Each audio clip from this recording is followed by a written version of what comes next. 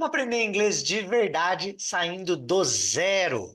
Olá, pessoal, aqui é o Teacher De Luca e eu vou te ensinar nesse vídeo tudo o que você precisa fazer a partir de hoje para aprender inglês de forma verdadeira e saindo do zero, para você que quer começar a aprender inglês ou para você que quer recomeçar, mas dessa vez fazer do jeito certo. Existem muitos cursos por aí onde a gente tem aquelas aulas tradicionais e a gente não aprende de fato o ponto principal que faz a gente aprender um idioma. E por isso a gente fica anos nas escolas e até aprende, mas aprende um basicão, um pezinho no intermediário, assim como eu fiz quando era adolescente. Fiquei uns 6 anos lá no curso e aprendi ali um pezinho no intermediário. É muito tempo para pouco inglês. Então, vou mostrar aqui para vocês o que a gente precisa fazer a partir de hoje, o que você pode fazer saindo do zero e qual o verdadeiro procedimento para a gente aprender um idioma e também para acelerar essa forma de aprender, ok? Então, vamos lá. Deixa eu compartilhar aqui de forma melhor. Agora sim. Como começar a aprender inglês do zero da maneira correta, certo? A gente tem, então, primeiro que entender o processo, como que funciona o processo de aprendizagem e como é que funciona o nosso cérebro. Então, alguns pontos que a gente tem que levar em consideração. O primeiro deles é o tempo de contato.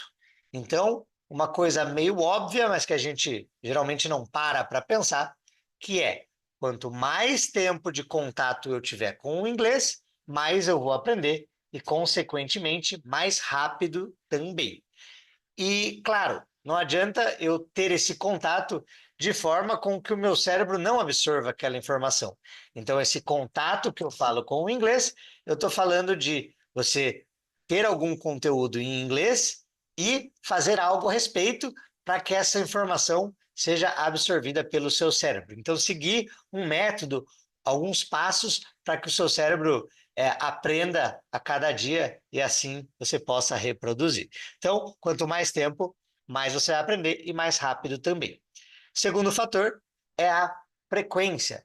Então, eu que fiquei lá 6 anos nas escolas tradicionais de inglês na adolescência, juntando esse tempo todo, as horas que eu tive de contato, foi um número legal, porém, eu fiz isso durante muito tempo e de forma espaçada. Então, eu tinha lá 2 aulas por semana, até fazia um homework de uma lição de casa de uns 10 minutinhos, e isso não era uma frequência tão boa para o cérebro, 2 vezes por semana, 2, 3 vezes por semana.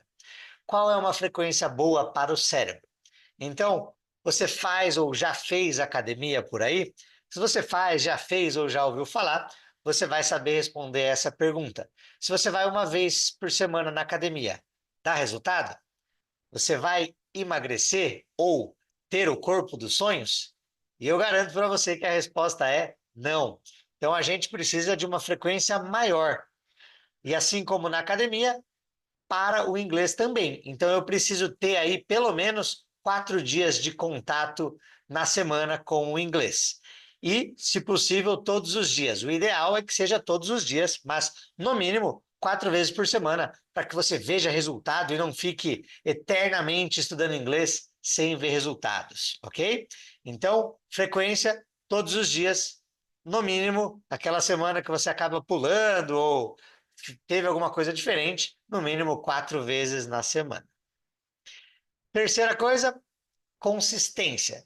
Então, eu coloco essa ideia de ter mais tempo com o inglês, de colocar uma frequência na semana, mas eu não posso fazer isso por um mês. Eu vou ter que. Isso é o que eu chamo de hábito de vida. Então, aprender inglês não é uma matéria escolar, e sim é uma questão de hábito de vida.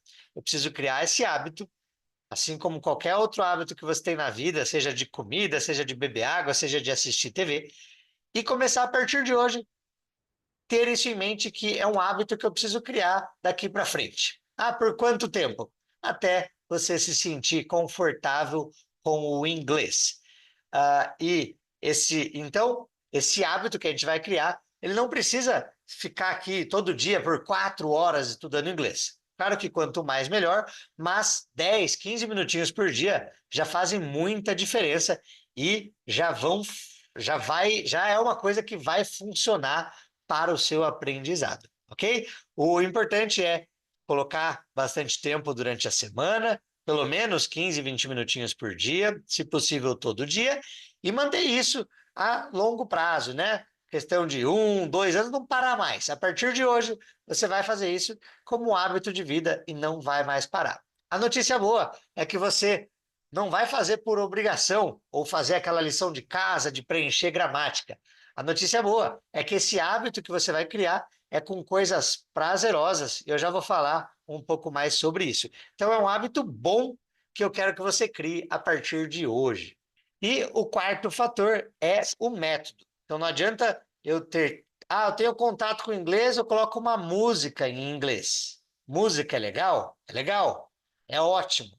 Pode ser uma ótima forma de aprender inglês. Mas se eu só ouvir aquela música, eu vou aprender inglês? Eu vou chegar no inglês que eu quero? Eu garanto para você que não. Então eu estou ouvindo aquela música. Vamos dizer que você esteja no nível 0 de inglês. Tudo que você está ouvindo, você não está entendendo nada. Pô, mas e se eu repetir essa música? Você vai continuar sem entender nada. Então eu preciso fazer alguma coisa para que o meu cérebro saia do momento onde ele não entende até o momento em que ele entende. Então, eu preciso seguir um passo a passo, preciso seguir um método. Pô, eu preciso olhar o que está sendo falado, eu preciso pesquisar, eu preciso praticar, repetir. Então, é isso que eu chamo de método, é fazer com que aquele conteúdo seja aprendido, absorvido pelo cérebro, certo? E vamos lá. Uma coisa importantíssima, então, vamos falar um pouquinho mais sobre o método. Uma coisa que é o diferencial, o divisor de águas de quem tem sucesso no aprendizado do inglês e de quem não tem. Daqueles 10% de que tem sucesso, existem estudos que provam aí de que 5 a 10% das pessoas apenas no Brasil são fluentes em inglês de fato. É um número muito baixo, ainda mais pelo número de escolas de idiomas que a gente tem. É um país com o maior número de escolas de idiomas e a gente ainda assim aprende de forma não eficiente. E o segredo está aqui, tá? Nesse método, como é que a gente entender como é que funciona para aprender, certo? Então vamos lá. Eu chamo isso aqui de input e output, que seria, em outras palavras, entrada e saída. Entrada e saída de conteúdo. Então, por exemplo, quando eu falo uma frase, vou fazer um teste com vocês. Vou falar uma frase em português, você tenta reproduzir aí na sua casa, falar essa frase em inglês, ok? Então vamos lá. A frase é: Meu nome é João. Você pode colocar o seu nome no final, claro. Então fala: Meu nome é Vitor. E qual o seu nome? Fala o seu nome em inglês. Então, se você falou a frase My name is João, ou, claro, o seu nome, você falou aí uma frase em inglês. E eu te pergunto, eu ensinei alguma coisa para você? Você aprendeu alguma coisa nesse momento?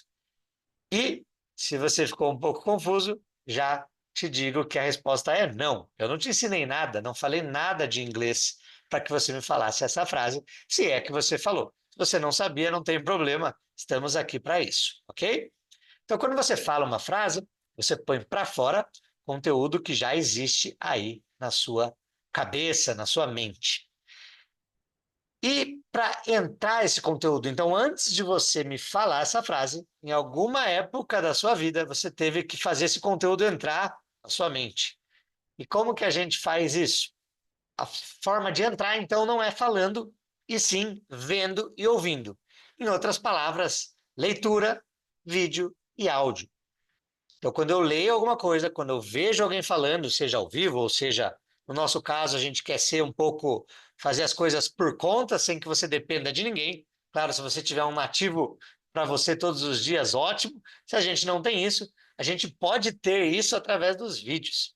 Então, por isso que a gente recorre aos nossos recursos de leitura, vídeos e áudios. Então, essas três formas são formas de entrar conteúdo no nosso cérebro.